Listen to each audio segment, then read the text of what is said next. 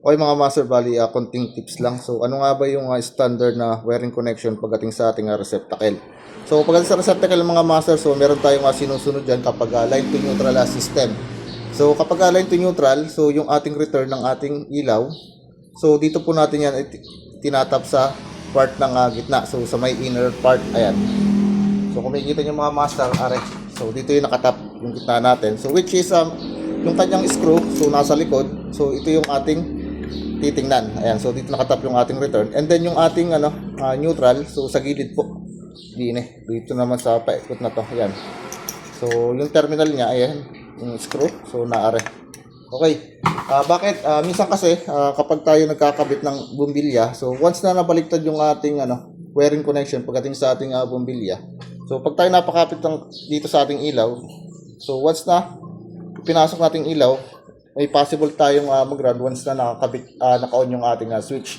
So kaya mas ina-advise natin na kapag magkakabit tayo ng ilaw, isa dapat nasa gitna yung ating return. Okay, so yung ating maging wiring. Ngayon, dito sa taas, kakapit ko na itong ating receptacle. Bali dito, meron ako rito tagging, kung makikita nyo. Ayan, so yung ating kulay puting tape, bali yan yung ating return ng ating ilaw. So yung walang tagging, ito po yung ating neutral. Okay, so kabit natin.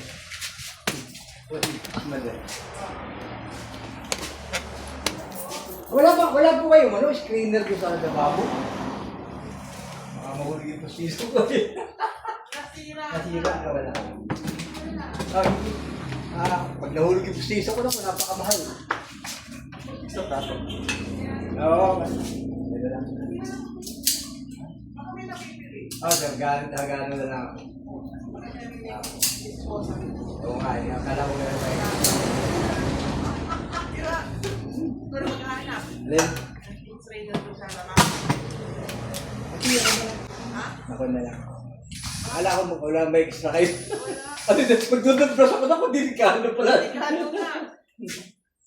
Thank you po. Okay, sa gitna mga master, yung ating return.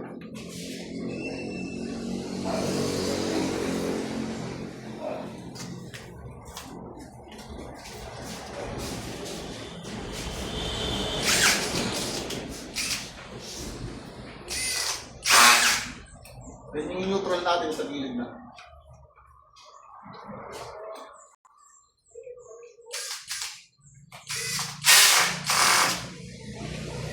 So ikabit na natin siya rito.